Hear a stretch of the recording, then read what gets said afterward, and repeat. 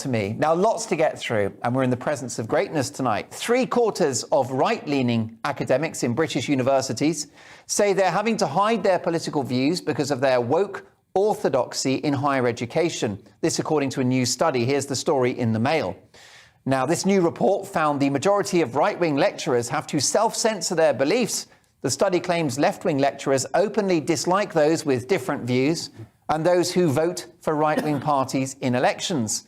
Around 70% of those surveyed who identify as left-wing said they dislike right-wing voters, compared to 36% of conservative academics who said they dislike their left-wing counterparts. Meanwhile, only 35% of left-wing academics feel the need to hide their political views on campus, The Telegraph reported. More than 650 academics, nearly half of whom were professors, were surveyed across the UK, Australia, Canada and the US.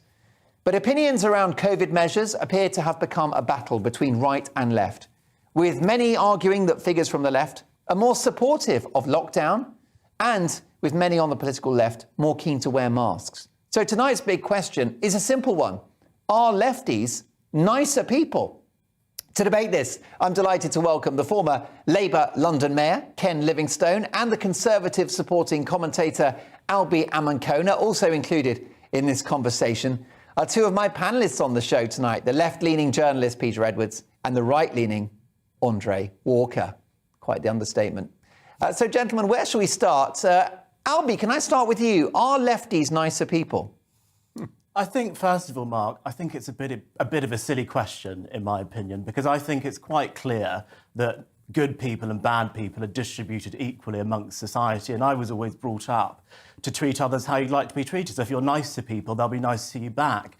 And I think maybe the only place where that's not the case is in jail, where there might be a higher concentration of bad people. And using that metric and that metric alone, in the last 10 years, 7 Labour MPs have been handed jail sentences, whereas only 2 Conservative MPs have. So if you wanted to use that metric, then I think I would argue the opposite of the question. But what about things like support for COVID measures? You know, those perhaps on the political left, especially in Parliament, appear to be keener and more willing to wear masks. London Mayor Sadiq Khan has kept the mask mandate on the tubes.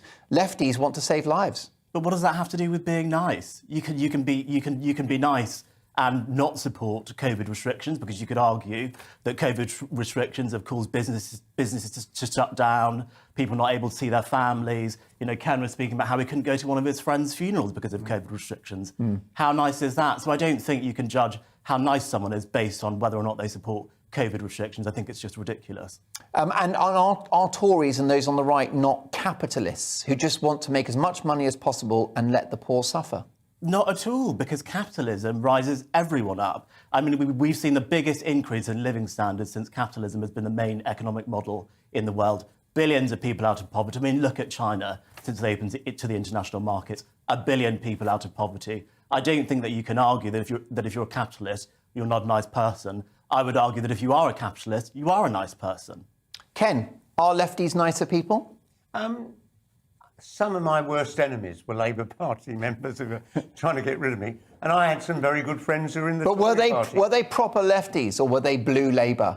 Were they Tories in disguise? Well, no, they weren't Tories in disguise, but Labour did have quite a right-wing bloc on one side of it and the left on the others. I mean, and there'd always been that sort of conflict. And I think they looked at me and thought, my God, he's a trot, you know, and I just came into politics to cut the fares and build council housing. No, I never read any Trotsky, you know.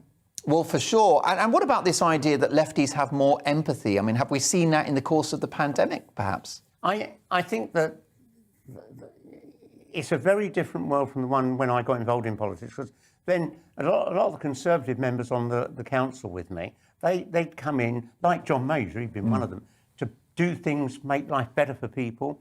I think increasingly now, not just amongst Tories, but amongst several on the left as well, on Labour. I mean, they just want to be famous celebrities like Boris, you know. Right, yeah. And what about the Conservative Party just as an institution? I mean, do you think it is the nasty party compared to Labour or not? No. I mean, literally, if you're a member of the Conservative Party, you'll be having a lot of fun, a lot of debates, occasional rows, exactly the same as in the Labour Party. And as I say, I've got on very well with some Conservatives over decades. And that was because they came into politics like John Major.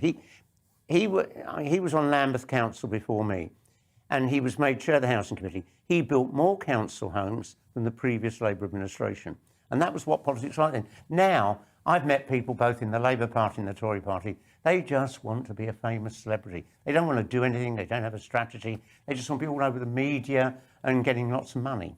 Well, that's a very balanced answer from Ken, isn't it, Albie? But many on the left try to characterise Conservative supporters as bad people, as uncaring, as heartless, as greedy.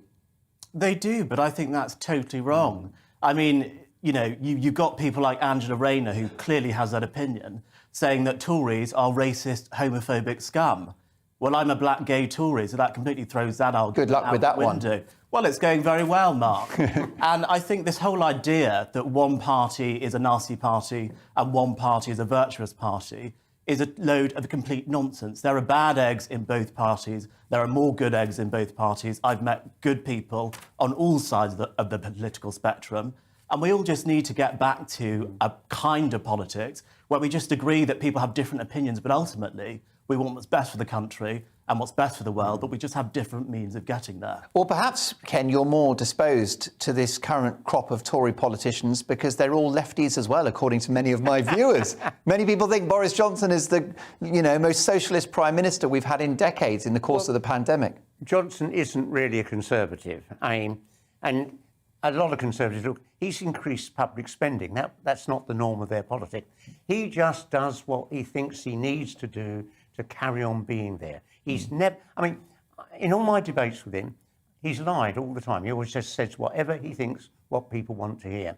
And I met several senior Tories who said to me, he lies more than anyone I've ever known in my life. But isn't that because he's a politician? Don't they all lie? No, not all politicians do. And literally, if I think back, coming into politics over 50 years ago, and there were so many good, decent, honest people on both sides. That was the predominant view. People didn't join the Labour Party or Tory Party to be a celebrity. They wanted to make life better for their constituents. OK, so you're quite even-handed about some on the right that you've even been friendly with, and you've spoken in positive terms about John Major, a working-class boy. I think he failed his job interview to be a bus conductor. Yeah, so, we both started out the same as failures and then did quite well afterwards. Certainly did. But what about Thatcher supporters? I mean, was that a different era for left versus right? Well, this was the tragedy.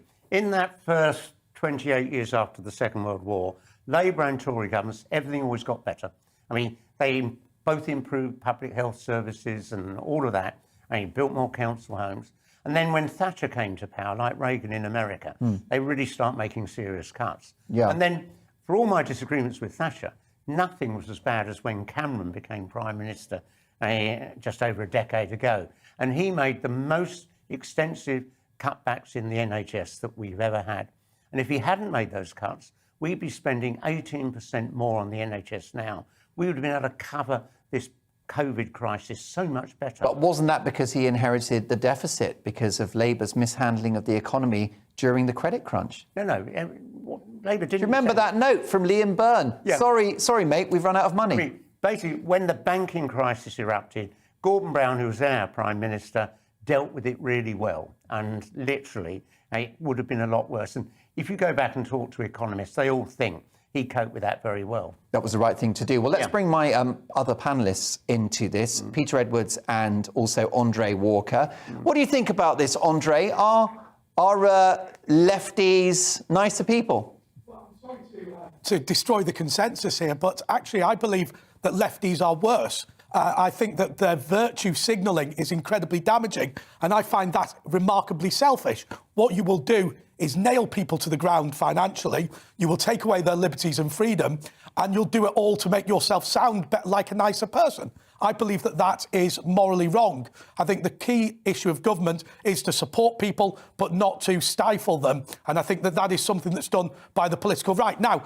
as I've always said, I vote for a centre-left political party, the Conservative Party. It's the only social democratic political party that I'd be willing to support. And I think I make that point partly as a joke, but also because I think that Ken is right. The Conservative Party adopted many of the left-wing principles that would have been anathema to them 150 years ago, and so they are kind of a little bit in the middle. Now, what I then complain about is the ability of us who are on the right to put our views forward in a way that those on the left are able to put their views forward. Peter, do those on the political right have an empathy problem?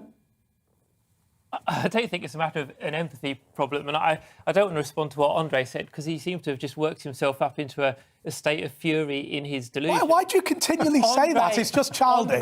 It's a childish comment to make. I was perfectly happy to sit here and listen to your drivel, but if you're going to be insulting, then... Andre, you keep interrupting me. No, you keep insulting me. About niceness. You keep deliberately insulting me. Please you keep deliberately insulting me. You're deliberately insulting me. Please See, stop this is a classic example of a nasty, obnoxious lefty trying to put people down. It's Please stop talking, Prove the point. Andre. Prove the point. Andre, I think you're going to explode. Why do you keep saying that? You keep saying that exact phrase. Look, we're on here to have an animated debate. Peter's incapable of being polite.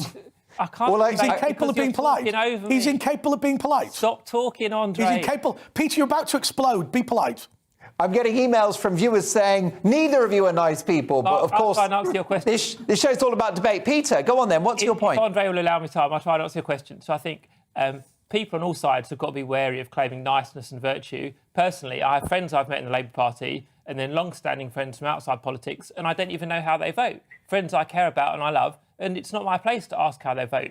We've got to be accepting of the fact we're all different. I think there's a lesson from the last 2 years that I think people on the left have been far more accepting and far more positive of state intervention, whether you're talking about things like lockdown or the vaccine. I think there is a greater appetite for that on the left. The other thing, and briefly I'd say, is Boris Johnson, let's not call him a socialist at all.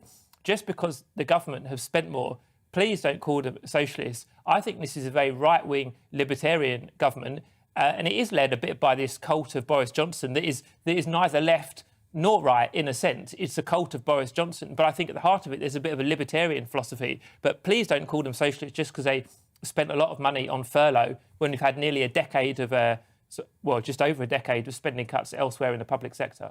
Well, Albie, let me ask you this, because if you look at the origins of the Labour Party, it comes from the trade union movement, and very much the philosophy of Labour over 100 years has been the redistribution of wealth, and it's about deploying resources away from the rich towards those at the bottom end of the economic ladder. That's a nice thing to want to do, isn't it?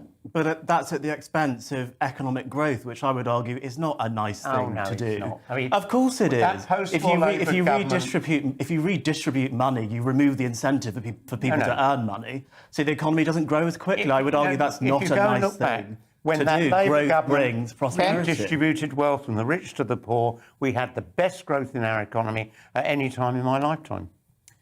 Ken, it is absolutely true that if you redistribute wealth and you remove the incentive for people to earn money by putting caps on how much people should earn by way of taxation, that the incentive is just not there, and then wealth isn't created, and then the money for the public services, which the left absolutely love, just isn't there. That just doesn't happen. That's not nice. If you actually look at the situation we've now got, inequality has doubled in the last 40 years. Has that made a better growing economy? No. It's not as good as it was in that post-war period where Labour and Tory governments redistributed wealth from the rich to the poor. And why should we have all these billionaires now running around, and all of them? Why shouldn't we have billionaires? Why shouldn't we have billionaires? Almost all of them. Do you want to ban billionaires? No, they employ thousands of people, but they don't pay their own tax. Almost all of them are tax dodgers, and they should pay their share. I think there's an issue with tax evasion and the loopholes. And that's a global problem. We will agree there, but I don't agree with this vision of some people on the left that there should be no billionaires. I mean, what's that all about? Why can't people work hard and make money and keep more of their own money and choose how they want to spend it and give a lot of money to charity? Now can I come in on this? Some of the richest people in the world have got 150 billion. What can you do with that? But that's not, it's their choice what they do with it. Are you saying the government should go and take it from them and give it to other people? Absolutely, yes. I just think that is an infringement on individual liberty. Don't worry, I'm not going to take your money. I'm not a billionaire. Well, look, let me tell you that notwithstanding our debate, Ken's a lovely lefty and Albie is a lovely righty. This one will run and run. My sincere thanks to Ken and to Albie. It's been a really stimulating conversation. What do you think, Mark at gbnews.uk? Are lefties nicer people? Gentlemen, thank you so much for your